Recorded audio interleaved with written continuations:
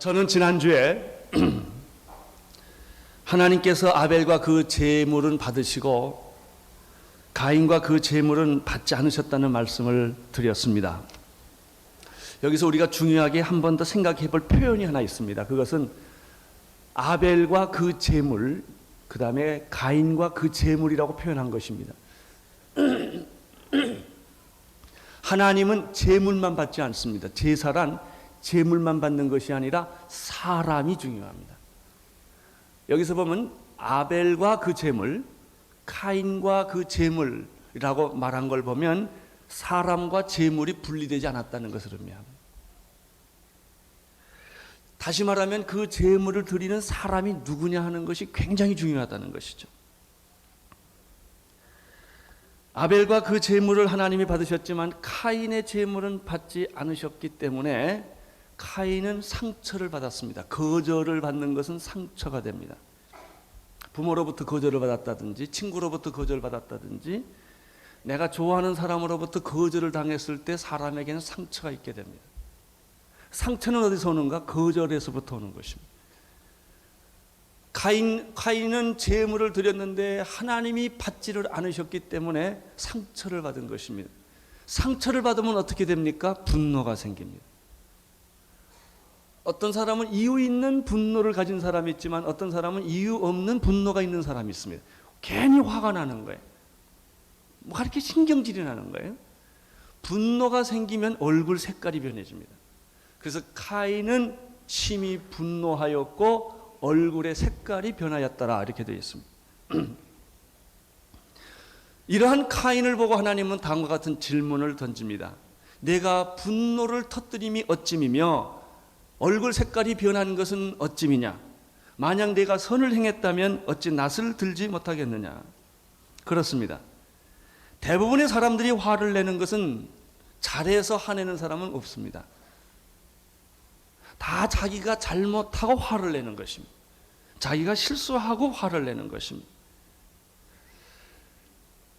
죄 지은 사람이 소리를 더 지릅니다. 진짜 죄 없는 사람은 그렇게 소리 지르지 않습니다. 하나님은 가인에게 이렇게 말합니다. 평생의 죄가 너를 따라다닐 것이다. 여러분, 겸손하게 회개하고 겸손하면 죄가 떠납니다. 그러나 분노를 터뜨리고 화를 내고 신경질을 내면 죄가 그 사람 따라다닙니다. 평생의 죄가 그 사람을 떠나지를 않습니다. 너는 죄를 지배하는 사람이 될 것이다. 이것이 카인에게 내린 벌이었습니다. 죄와 벌입니다. 죄는 벌이 따르는 것입니다. 8절을 보십시오. 8절 시작. 가인이 그 아우 아벨에게 고하니라. 그 후 그들이 들에 있을 때 가인이 그 아벨을 죽이니 이렇게 되어 있습니다. 분노하는 카인, 얼굴 색깔이 불그락 푸르락해진 카인. 그것은 왜 그렇습니까? 하나님이 잘못해서가 아니라 카인이 잘못했기 때문입니다. 그래서 카인은 항상 그 주변에 죄의 세계에 빠져나지를 못하는 것입니다. 나는 죄가 여러분을 따라다니지 않게 되기를 축원합니다. 죄가 왔다가 다 도망가게 되기를 바랍니다. 겸손하며 회개하는 사람에게는 죄가 따라다니지를 못합니다. 그러나 오만하고 교만하고 분노를 터뜨리는 사람에게는 항상 끊임없이 죄가 그 사람을 뒤따라 다닙니다.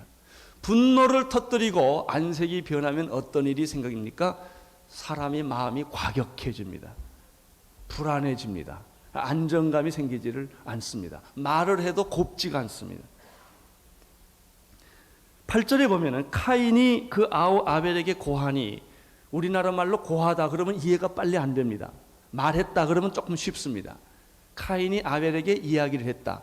이 말의 뜻은 그것보다 조금 더 특별한 의미가 있습니다. 그것은 카인이 아벨에게 화풀이를 했다 이렇게 하면 됩니다. 그 다음에 시기와 질투를 바라게 되었다. 왜? 아벨의 제사는 받아들이고 카인의 제사는 받아들이지 않았기 때문에 공부를 못하는 사람이 있는데 자기 공부를 못하는 것을 누구한테 화풀이 하냐면 공부 잘하는 사람한테 화풀이해. 공부 잘하는 사람 없다면 비교가 안 될 텐데 너 때문에 내가 비교가 됐다는 거예요. 가난한 사람들은 괜히 부자에게 화를 냅니다. 부자가 잘못한 거 없어요. 그런데 자기가 가난하기 때문에 부자한테 화를 내는 것과 마찬가지예요. 아벨이 잘못한 거 없어요. 그러나 카인은 하나님께 받은 거절감과 분풀이를 다 누구한테 하느냐 하면은 아벨에게 막 쏟아놓기 시작하는 겁니다. 질투와 시기를 바라기 시작을 했습니다. 사람은 누구든지 자신의 잘못과 실수를 인정하기보다는 누구에겐가 그 죄를 뒤집어 씌우고 고발하고 싶어 합니다. 이것이 죄의 본능입니다. 나는 여러분들이 그런 일이 없게 되기를 바랍니다. 자기가 잘못했으면 빨리 잘못했다고 말하는 게 제일 좋습니다. 그것을 자꾸 변명하고 누구한테 책임을 뒤집어 씌우고 이렇게 하지 마십시오. 그래, 내가 죄를 짓긴 졌는데 그건 다 너 때문이야, 이렇게 말하지 마세요. 그래, 죄 졌다 어쩔래, 이러지도 마세요. 그냥 죄 진 거예요. 죄 지면 죄 졌다고 그냥 고백하면 쉬워져요. 여러분, 자식이 아무리 잘못해도요, 엄마 나 미안해, 그러면 엄마는 마음을 푸는 거예요. 아빠 나 이번 잘못했어, 이렇게 말 한마디만 해주면 아무리 자식이 잘못했어도 부모는 다 감싸는 법이에요. 그냥 자꾸 대들고 변명하고 핑계를 대면 얄미워서라도 부모는 한 대 더 쥐어박아요. 그게 다 인간의 그 마음이 그런 것입니다. 카인은 자기가 잘못했다고 했으면 간단한 문제를, 그 죄를 전부 누구한테 뒤집어 씌웠느냐 하면은 제사를 잘 드린 아벨에게 그 책임을 전부 뒤집어 씌운 거예요. 뒤집어 씌웠으면 얼마나 좋겠어요. 어느 날 기회를 보고 아벨에게 들러 좀 나가자 이거예요. 왜요? 부모님이 계시니까. 아마 의도적이었던 것 같아요. 기회를 만들어 가지고 들러 나가서 남이 보지 않는 동안에 아벨을 쳐 죽여버린 것입니다. 그것이 8절입니다. 자, 8절 다시 보십시오. 가인이 그 아우 아벨에게 고하니라. 그 후라는 것은 세월이 흘렀다는 거예요. 그들이 들에 있을 때에 사람이 없는 곳에 갔습니다. 가인이 그 아우 아벨을 죽였다. 여러분, 여기서 보는 살인은 우발적인 살인이 아닙니다. 어떻게 우연히 실수로 죽인 게 아닙니다. 이것은 계획된 살인입니다. 그리고 이미 언젠가는 터질 예견된 살인이었습니다. 여러분, 마음에 분노를 품으면 언젠가 그것은 살인으로 변합니다. 지금 여러분이 힘이 없고 기회가 닿지 않아서 그렇지 죽이고 싶은 사람이 하나 있는데, 당신이 죽여도 아무 법에 안 걸리고 아무도 안 본다면 죽일지 몰라요. 기회가 없기 때문이요, 힘이 없기 때문에 그럴 뿐이죠. 미움이라고 하는 것은, 마음속에 분노라는 것은 이미 살인을 내포한 거예요. 수없이 마음으로는 몇 번씩 죽인 거예요. 이게 살인이에요. 카인의 마음속에는 이미 살인이 움직이고 있었던 것입니다. 죄의 싹은 사망이에요. 죄는 살인을 만들어 낸다는 사실을 우리는 여기서 보게 됩니다. 그런데 카인이 아벨을 죽였는데, 카인과 아벨의 이 살인, 이 죽음의 원인이 뭐냐, 이게 참 재밌습니다. 여러분, 영토를 뺏기 위해 전쟁한 것도 아니고 자리 싸움한 것도 아니고 권력을 얻기 위해서, 요즘은 권력을 얻기 위해서 피투성연하게 싸우잖아요. 거짓말하고 유언부업하고 말이죠. 음모를 꾸며서 어떻게 해서든지 이기잖아요. 자리 싸움한 것도 아니고, 또 대부분의 많은 사람들처럼 먹고 입고 자는 것이 문제가 돼서 살인한 것도 아니에요. 카인이 아벨을 죽인 이유는 무엇입니까? 예배입니다. 예배. 이게 참 놀라운 거예요. 아니, 어떻게 예배 때문에 살인을 할 수가 있는가? 그렇습니다. 최초의 살인은 예배 때문에 이루어진 것입니다. 그것이 먹고 마시고 자고 잘 살고 싶어서 된 살인, 이런 것도 아니고 사랑 싸움도 아니죠. 참된 예배, 그건 아벨의 예배예요. 가짜 예배, 거짓된 예배, 사탄의 예배는 카인이에요. 오늘 우리 이 지상에는 말이에요, 얼마나 우상 숭배하고 점을 치고 이 우상을 섬기는 일들이 얼마나 많은지 몰라요. 이 지상에는 모두가 다 이런 거짓된, 참신이 아닌 거짓된 종교, 거짓된 우상을 섬기는 일이 많이 있어요. 진짜 예배와 가짜 예배와의 싸움이에요. 교회라고 다 교회나요? 교회 안에도 진짜 예배를 드리는 교회가 있고 적당하게 전통적인 예배를 드리는, 형식적인 예배를 드리는 그런 교회도 있어요. 교인이라고 다 교인이나요? 아니에요. 여기 오신 분들은 예배 드리러 왔지만 정말 예배 드리러 오신 분이 있고 그냥 오신 분이 있어요. 다른 목적으로. 사람 보기 위해서 왔다든지, 목사 설교 얼마나 잘하나 보러 왔다든지, 성가대 얼마나 잘하나 보러 왔다든지. 그건 예배가 아니에요. 여러분, 예배가 잘못 드려지면 이런 일이 생기는 것입니다. 예배는 여러분의 운명을 좌우합니다. 어떤 신을 섬기느냐가 여러분의 미래를 좌우합니다. 지금도 마찬가지입니다. 진정한 예배, 살아있는 예배, 성령으로 드리는 예배, 말씀으로 드리는 예배, 하나님이 임재하는 예배와 우상 숭배, 내 만족을 위한 예배, 내 종교적인 만족을 위한 예배는 살아있는 예배와 다른 것입니다. 나는 오늘 이 아침에 여러분들이 신령과 진정으로 드리는 그런 예배를 드리는 축복이 여러분에게 있게 되기를 바랍니다. 진짜 예배를 드리면 하나님이 여기 와 계십니다. 가짜 예배를 드리면 귀신이 옵니다. 하나님이 오면 생명과 축복을 줄 것입니다. 마귀가 여러분을 지배하게 되면은 여러분은 파멸과 절망에 빠지게 될 것입니다. 진짜 예배를 드리면 정말로 마음 안에 기쁨과 즐거움, 평안함, 그리고 안심이 생기는 것입니다. 아벨의 죽음은 인류 역사상 최초의 순교입니다. 순교의 주제는 무엇입니까? 예배였다는 것입니다. 무슨 뜻입니까? 순교할 만큼 예배는 가치가 있다는 것입니다. 나는 여러분들이 진정으로 드리는 예배가 되기를 바랍니다. 형식상으로 주일날이니까 오는 그런 예배가 아니라 살아계신 하나님을 만나는 그런 흥분과 감격과 기쁨과 기름 부으심이 있는 그런 예배일 때 여러분의 마음속에는 천국이 이루어질 줄로 믿습니다. 9절을 보십시오. 9절 시작.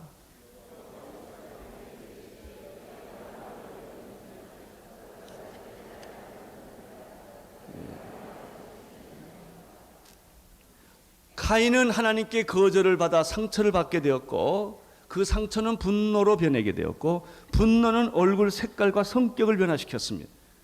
그리고 항상 누군가 죽이고 싶은 그런 마음을 가지고 있다가 어느 날 기회가 닿아서 그는 아벨을 죽인 것입니다. 미움을 품지 않게 되기를 축원합니다. 왜냐하면 그게 언젠가는 살인으로 변하기 때문에 그렇습니다. 지금 예수 그리스도의 이름으로 용서하십시오. 지금 여러분의 마음에 있는 그 분노와 화를 없애버리십시오. 그때 여러분 마음에는 축복이 임하게 될 것입니다. 9절에 보면은 카인이 아벨을 죽였습니다. 그래서 하나님이 카인에게 와서 내 아우 아벨이 어디 있느냐라고 질문을 합니다. 사랑하는 형제자매 여러분, 하나님은 언제나 여러분을 잊지 않는다는 사실을 기억하십시오. 죄를 지면 꼭 찾아옵니다. 하나님은 죄를 지면 못 본 척하지 않습니다. 그리고 질문합니다. 내 아우 아벨이 어디 있느냐? 내 아우 아벨이 어디 있느냐? 카인의 대답을 보십시오. 내가 알지 못하나이다. 내가 내 아우를 지키는 자니까 이렇게 대답을 합니다. 사실입니까? 아니죠. 바로 그 전에 카인은 아벨을 암매장했죠. 죽여서 시체를 숨긴 거예요. 그럼에도 불구하고 카인의 대답은 모른다는 거예요. 죄는 언제나 변명합니다. 죄는 죄를 숨기려고 합니다. 그러나 꼭 기억하십시오. 죄는 절대로 숨겨지지 않습니다. 세상 만물은 다 썩습니다. 죄는 썩지 않습니다. 시간이 약이겠지요. 세월이 약이겠죠. 그런데 절대로 세월이 약이 아닙니다. 세월이 지나갈수록 죄는 선명해집니다. 술 한 잔 먹으면 죄가 없어질까요? 천만의 말씀. 그것이 속으로 들어갑니다. 겉으로 나타나지 않으면 그 죄가 속으로 들어가면 속에서 곪기 시작을 합니다. 이것을 가리켜 내적 상처라고 말합니다. 상처가 깊은 사람은 성격이 나빠집니다. 잠을 못 잡니다. 온몸에 이상한 현상들이 생기기 시작을 합니다. 이것이 죄입니다. 내 아우 아벨이 어디 있느냐라는 질문은 하나님이 아담에게 했던 질문과 비슷합니다. 아담이 죄를 짓고 죄를 짓기 전에는 벌거벗고 동산에서 마음껏 자유롭게 살고도 아무 죄책감이 없었는데 선악과를 따먹은 순간부터 그는 벌거벗은 것이 수치를 느껴졌고 그리고 하나님을 피해서 숨어버렸습니다. 근데 하나님은 그를 꼭 찾습니다. 아담아 아담아 내가 어디 있느냐. 죄를 짓고 자기 동생 아벨을 죽인 카인에게 하나님은 나타나서 뭐라고 말씀하십니까? 내 아들 내 동생 아벨은 어디 있느냐. 아담은 이렇게 말합니다.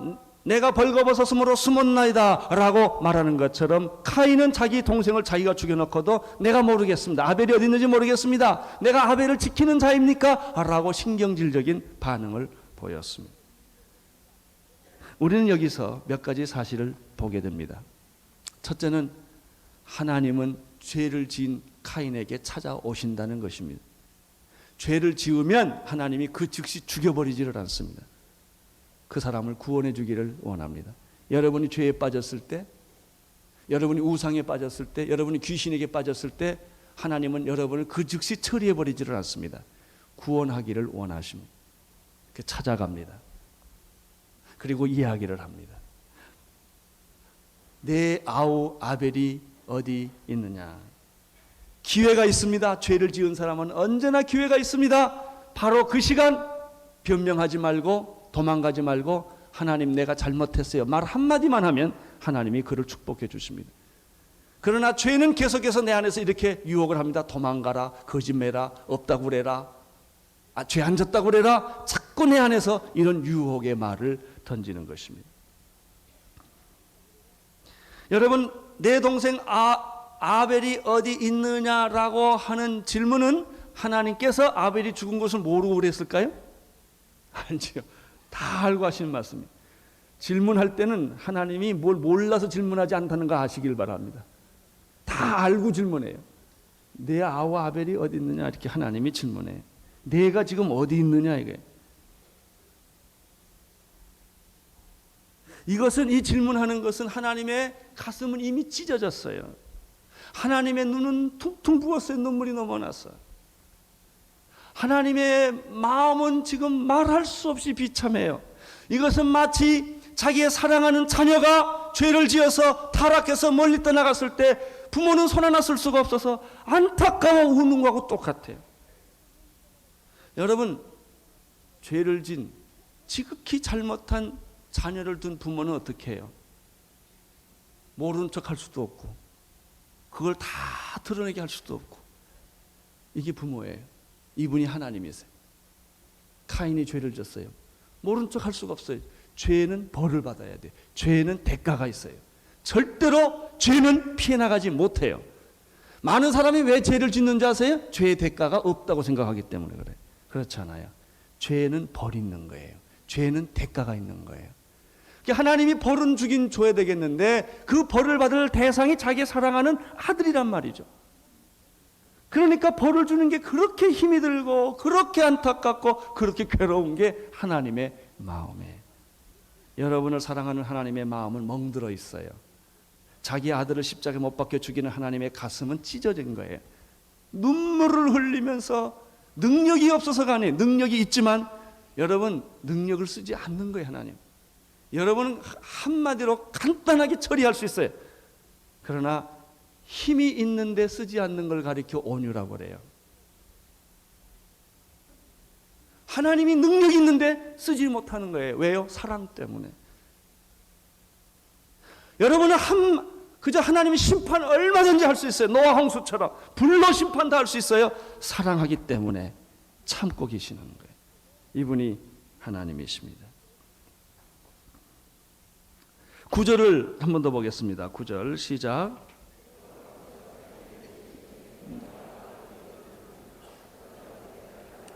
카인의 대답이 뭡니까? 내가 알지 못합니다. 내가 아벨을 지키는 자니까 라고 했습니다. 여기서 우리가 죄를 지은 카인을 찾으시는 하나님을 발견합니다. 두 번째는 죄는 부인하고 변명한다고 해서 없어지지 않는다라는 사실을 봅니다. 모른다. 그래서 카인이 모릅니다. 그렇다고 그게 넘어갈까요? 내가 내 아우를 지키는 자이니까 라고 말했다고 해서 하나님이 넘어갈까요? 안 넘어갑니다. 시체가 없어졌다고 살인이 없어질까요? 자, 사람을 죽였어요. 토막을 내서 뭐 지존파 같은 건 불태워버리기도 하고 말이죠. 어디다가 그냥 파묻어놨어요. 지난번에 엄보연파에게 잡혀간 우리 교인이에요. 가보니까 야전사고로 정강이가 찍히고 비닐봉지를 씌워서 묻혔어요. 덮어놨어요. 나무를 다 덮어놨어요. 그렇다고 살인이 없어질까요? 안 그래요. 증거를 완전히 없앴다고 범죄가 없어질까요? 그렇지 않습니다. 이 세상에 완전 범죄는 없습니다. 여러분이 증거를 100% 인멸했다고 해서 사라지지 않습니다. 사람이 눈을 가리면 세상이 다 없어질까요? 아니에요. 여러분, 우주를 내 손바닥으로 가릴 수 없는 것처럼 여러분이 여러분의 죄를 가릴 수 없습니다. 죄를 숨길 수 없습니다. 마치 그것은 내 눈 가리는 거하고 똑같은 거예요. 죄의 싹은 뭐예요? 상한. 죄를 짓는 순간부터 이상하게 내 마음이 불안해지기 시작해요. 그래서 그걸 이겨보려고 마약도 하고 술도 먹고 독하게 자기를 만들어요. 아주 무서운 사람으로 자기를 만들어내도 양심의 소리는 막을 수가 없어요. 죄는 시간이 갈수록 더 분명해지는 것입니다. 카인은 이렇게 변명했습니다. 내가 내 아우를 지키는 자입니까? 아벨이요? 난 몰라요. 여러분, 이 비슷한 말을 우리가 지금도 하고 있어요. 카인처럼. 하나님이 이렇게 질문해요. 내 남편이 어디 있느냐? 몰라요. 그 사람 어디 가버렸어요. 내 아내가 어디 있느냐요? 그 여자요? 자기 마음대로 살아요. 나하고 무슨 상관이 있어요? 그렇게 하지 않습니까? 하나님 물어요. 내 아들이 어디 있느냐? 내 친구가 어디 갔느냐? 걔요? 여기 있었는데 없네요. 나하고 무슨 상관이? I don't care. 나 무슨 상관이냐? 많은 사람들이 그렇게 말을 합니다. 하나님은 계속 묻습니다. 내 남편 어디 갔느냐? 내 남편 영혼은 어떻게 됐느냐? 내 아내는 어디 갔느냐? 내 아내는 어디 가서 방황하느냐? 내 부모님은 어디다가 팽개치고 왔느냐? 내 부모는 어디 있느냐? 하나님이 계속 물어요. 죄인을 뭐라고 말해요? 나 몰라요. 내가 그 사람을 뭐 지키는 사람입니까? 내가 그 사람들하고 무슨 상관이 있습니까? 똑같은 일이, 카인과 하나님과의 일이 우리 안에 이루어지고 있는 것입니다. 여러분, 나 몰라요? 나 상관없어요? 그 사람 어디 간지 모르겠는데요? 다 무슨 말이에요? 관심이 없다는 얘기예요. 여러분, 사람에게 관심 없는 사람은 자기에게도 관심이 없는 사람이에요. 사람을 사랑하지 않는 사람은 자기도 사랑하지 않는 사람이에요. 이 사람은 사랑이 부지한 사람이에요. 그 사람이요? 어디 갔는지 모르겠는데요? 이게 무슨 소리인 줄 아세요? 그 사람이 왜 당신 곁을 떠난 줄 아세요? 그냥 간 게 아니에요. 당신이 가도록 압력을 넣은 거예요. 불편하게 한 거예요. 내가 그 사람을 내보낸 거예요. 그리고도 모르겠다는 것이죠. 아닙니다. 그 사람이 떠난 것은 다 당신이 떠나게 한 거예요. 그 사람을 불편하게 한 거예요. 그 사람이 떠나지 않으면 안 되게끔 만든 게 당신이요. 그럼에도 불구하고 난 상관없다는 거예요. 이게 카인의 후예들이 하는 말이에요. 나는 여러분의 남편에 대해서 관심 있게 되기를 바랍니다. 여러분 아내에 대해서 관심 있게 되기를 바랍니다. 내 자식이 지금 자살 직전에 가 있는지 아닌지 관심 있게 되기를 축원합니다. 우리 아이들이 얼마나 방황하는지 부모들은 몰라요. 내 친구가 지금 얼마나 절망하고 있는지 몰라요. 친구가 아니죠. 그건 남남이죠. 여러분이 정말 사랑한다면 그 영혼에 대한 관심을 가져야 될 줄로 믿습니다. 그 영혼에 대해서 기도하고 그 영혼을 사랑하고 그 영혼이 돌아오도록 축복하고 기도해야 할 것입니다. 그러나 카인은 그렇게 하지 않았습니다. 수고하고 무거운 짐을 진 사람들은 다 내게로 오라. 내가 너희를 편히 쉬게 하리라. 여러분, 죄를 지었습니까? 걱정하지 마세요. 돌아오십시오. 너는 내게로 돌아오라. 그리하면 내가 너에게로 돌아가리라. 내가 어떤 죄를 졌을지라도 나는 다 이미 용서했다. 용서할 것이다가 아니에요. 예수님은 여러분의 죄를 2000년 전에 다 끝났어. 용서 끝이에요. 오기만 하면 돼요. 당신이 오기만 하면 그 무서운 죄에서부터 내가 너를 벗어나게 하며, 양심의 가책에서부터 너를 벗어나게 하며, 사탄의 올무로부터 너를 벗어나게 내가 해줄 것이다. 내게로 돌아오라. 그러면 나는 내게로 돌아오리라. 내가 가지고 있는 그 마음에 수고하고 무거운 모든 짐을 내게 맡겨버리라. 내 죄가 아무리 주홍같이 붉을지라도 내가 너를 깨끗하게 해줄 것이다. 양털처럼 깨끗하게 해줄 것이다. 눈처럼 깨끗하게 만들어줄 것이다. 걱정하지 말고 내게로 돌아오라. 이렇게 말씀하십니다. 오늘 이 말씀 속에서 또 한 가지 더 발견하는 사실이 하나 있어요. 그것은 죄가 없어지지 않는 것처럼 의인의 피도 없어지지 않는다는 것입니다. 10절을 보십시오. 10절 시작. 가라사대 내가 무엇을 하였느냐? 내 아우의 핏소리가 땅에서부터 내게 호소하느니라. 여러분, 사람을 죽이면 끝나지 않아요. 꼭 기억하십시오. 죽은 자의 핏소리가 하나님 귀에 들리는 거예요. 카인의 죄가 없어지지 아니하듯이 카인의 죄는 감춰지지 않고 변명하거나 부인했다고 죄가 없어지지 않아요. 죄는 그대로 남아있고 죄는 대가가 있는 거예요. 마찬가지로 아벨의 피도 땅에 뿌려져서 없어졌다고 했지만 없어지지 않고 그건 소리를 지른다고 성경은 말합니다. 우리는 굉장히 중요한 사실 여기서 하나 건질 수가 있어요. 첫째, 의인은 죽지 않는다. 의인을 죽여도 그는 다시 산다라고 하는 거예요. 똑같이 죄인도 죽지 않는다. 죄인이 죽으면 얼마나 좋을까? 여러분, 죽으면 그만이지. 그만이 아니에요. 자살하지. 자살한다고 되지 않아요. 자살하면 어떻게 되는 줄 아세요? 죽음이 영원히 가요. 개나 돼지나 소는 죽으면 끝나요. 그래서 개고기, 돼지고기, 소고기는 잘 잡수십시오. 그건 생명, 영생이 아니니까. 그건 하나의 물질이에요. 생명체예요. 하나님의 생명이 거기 있지 않아요. 사람은 달라요. 사람이 죽으면 끝나지 않아요. 개나 돼지나 소처럼 끝나지 않아요. 여러분, 개나 돼지가 몇 겁년이 얼만큼 지나면 사람으로 그건 다 사실이 아니에요. 인간은 동물이 아니요. 동물은 동물이고 인간은 인간이에요. 그걸 섞으면 안 돼요. 이거 우상 숭배예요. 인간은 인간이에요. 인간에게는 하나님의 영이 있어요. 동물에게는 하나님의 영이 없어요. 동물은 그냥 그 돼지고기, 소고기 잘 잡수세요. 괜찮아요. 개고기도 잡수세요. 괜찮아요. 거기에는 영생이 있지 않아요. 그건 하나의 물질이에요. 인간은 하나님의 형상으로 지음받은 존재이기 때문에, 그럼 인간이 죽으면 어떻게 되느냐? 자, 죽었다. 심장이 멎었다.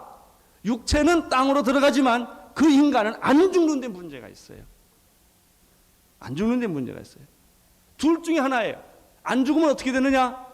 영원히 살든지 영원히 죽든지 둘 중에 하나예요. 이게 무서운 거예요. 영원히 사는 사람 괜찮아요. 죽음이 영원히 간단 말이에요. 이게 지옥이에요. 죽음은 끝나지 않아요. 그리고 이미 죽으면 영생에서, 지옥에서 영생으로 못 가요. 살아있는 동안에는 갈 수 있어요. 죽으면 못 가는 거예요. 그래서 전도하는 거예요. 한 영혼을 전도하는 이유는 왜 그래요? 지금 있을 때는 다 비슷비슷해 보여요. 영생이 있는 사람이나 없는 사람이나 믿는 사람이나 안 믿는 사람이나 다 똑같아 보여요. 유정란이나 무정란이 다 똑같아 보여요. 깨먹어봐도 모르고 프라이 해봐도 모르고 스크램블 해보고 먹어도 오버이지 다 몰라 그거는. 그런데 어미닭의 날개 밑에 들어가면 한 결함은 삐약하고 병아리가 나오고 한 결함은 썩어버리는 거예요. 이게 무서운 거예요. 여러분, 죽어서 끝났다. 돼지나 개나 소처럼 죽어서 그냥 개고기가 됐다, 소고기가 됐다. 그럼 간단해. 고민할 거 없잖아요. 사람이 죽으면 육체는 땅에 들어가 썩지만 그 영혼은 영원히 지옥에서 영생하도록 산다니까요. 영원히 방황하고 살아요. 이게 무서운 거예요. 지옥의 현실을 분명히 아는 사람들은 자살 못합니다. 왜? 영원히 죽기 때문에. 이게 무서운 거예요.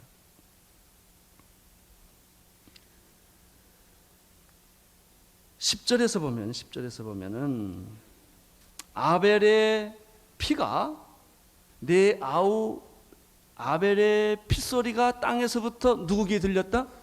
하나님의 귀에 들렸다라고 말합니다.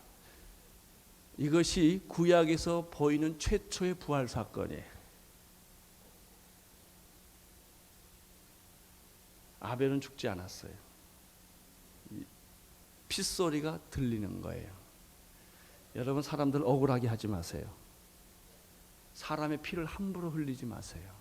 코피도 흘리게 하지 마세요.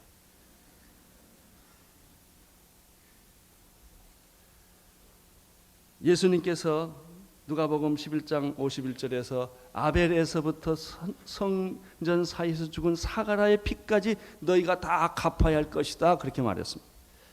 그래서 예수의 피가 중요한 겁니다. 아벨은 살아 있습니다.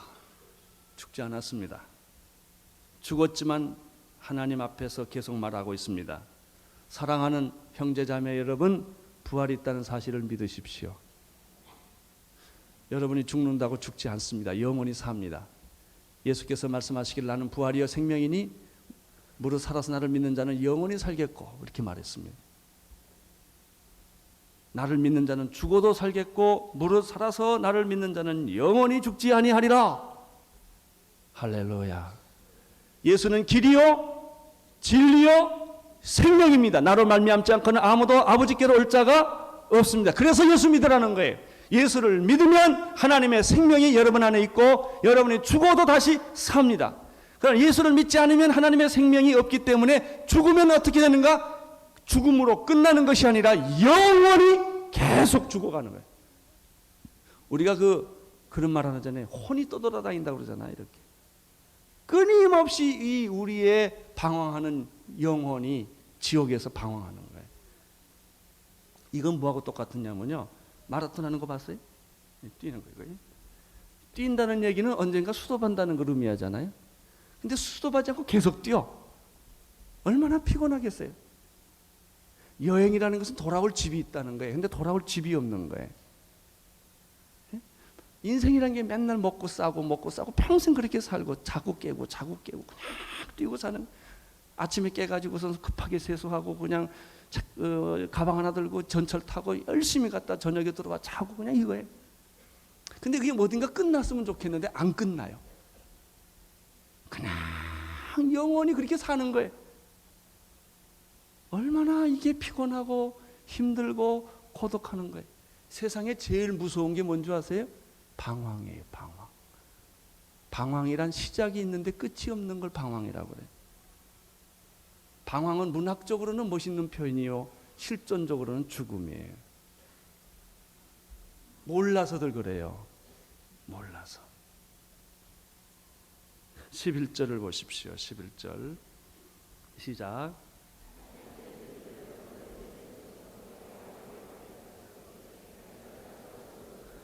내가 땅에서 저주를 받아요. 땅이 피를 받았거든요.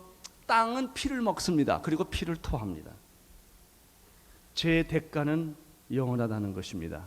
땅이 피를 먹으면 땅은 당신에게 저주를 줄 것이라는 거예요. 우리 세상에는 전부 저주로 가득 차 있어요. 저주로. 사는 게 저주요. 얼마나 힘들고 고통스러워요.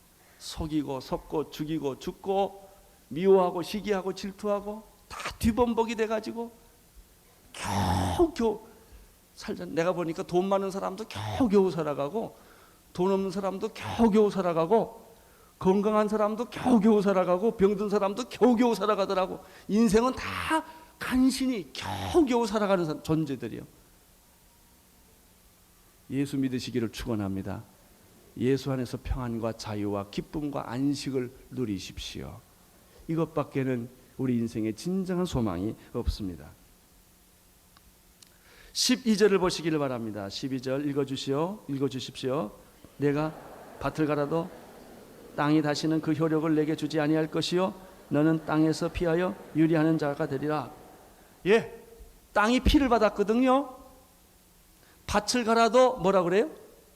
소산이 시원치가 않다는 거예요. 밭을 갈아도 땅이 다시는 그 효력을 내지 못할 거. 옛날 같지가 않아요. 여러분, 죄를 지으면 죄 짓기 전과 죄 짓긴 후는 완전히 세계가 다릅니다. 죄 짓고 나면 다 달라져요. 우선 내 마음이 불안해져. 어둠이 찾아와. 얼굴 색깔이 변해. 고민이 생겨. 그것을 아무리 지워보려고 해도 지워지지가 않아요. 그 다음 보세요. 땅은 효력을 이미 잃어버리고요. 두 번째, 너는 땅에서 뭐하여? 피하여. 자꾸 땅으로부터 도망을 가고요. 그 다음에 뭐라고 그랬죠?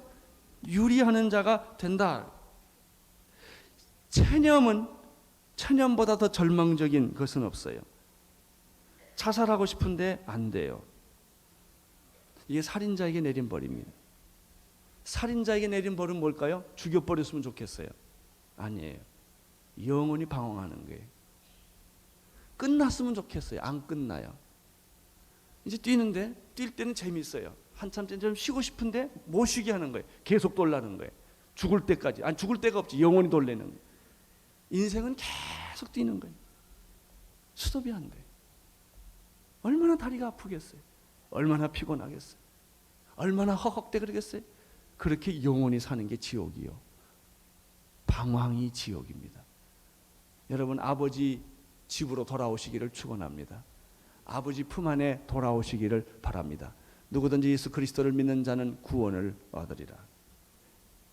13절, 14절을 보십시오. 시작.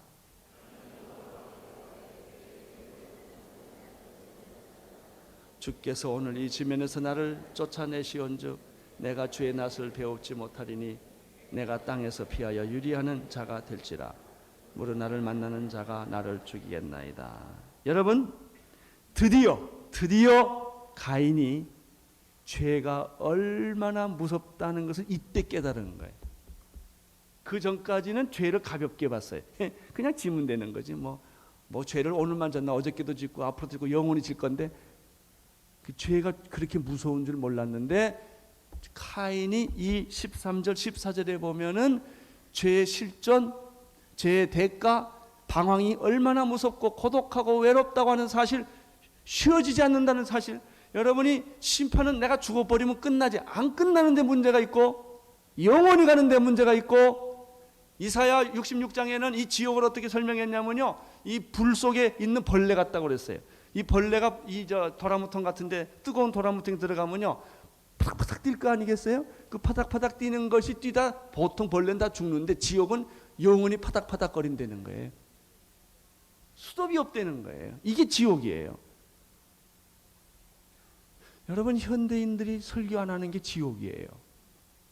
여러분, 교회에서 지옥 설교 들어봤어요? 안 한다고요. 듣기 싫어해요. 그럼 들으셔야 돼요. 지옥이 있다는 거 아셔야 돼요. 천국도 있다는 사실을 믿으셔야 돼요. 여러분, 우리가 예수 믿고 천국 가게 됐다는 사실이 얼마나 큰 축복이고 위로고 감격인지 아셔야 돼요.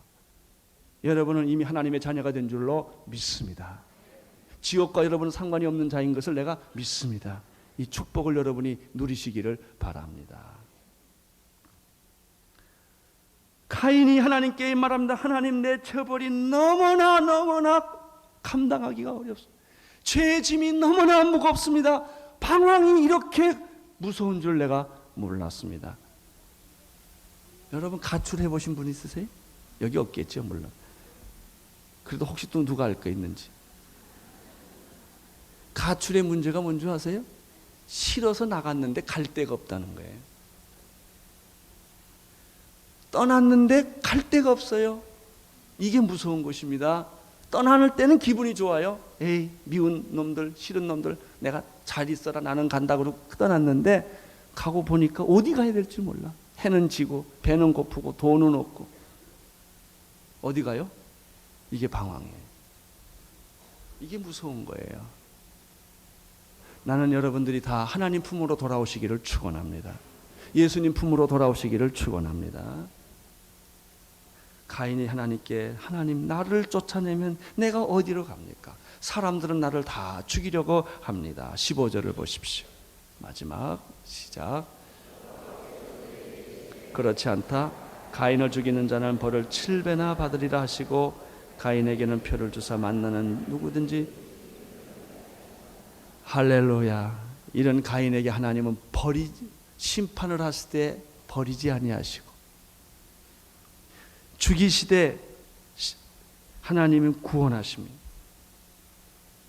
하나님은 은혜를 베풀어 주십니다. 하나님은 가인을 구원하시는 표를 주십니다.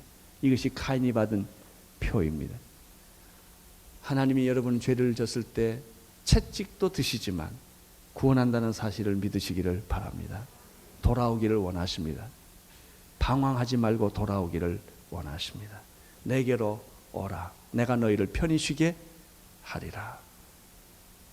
하나님의 축복이 여러분 모두에게 함께 하시기를 바랍니다. 더 이상 방황하지 마십시오. 방황을 끝을 내십시오. 그리고 가출한 사람들 다 집으로 돌아가십시오. 남편에게 떠난 사람 돌아오십시오. 아내에게 나간 사람 돌아오십시오. 하나님을 만나십시오.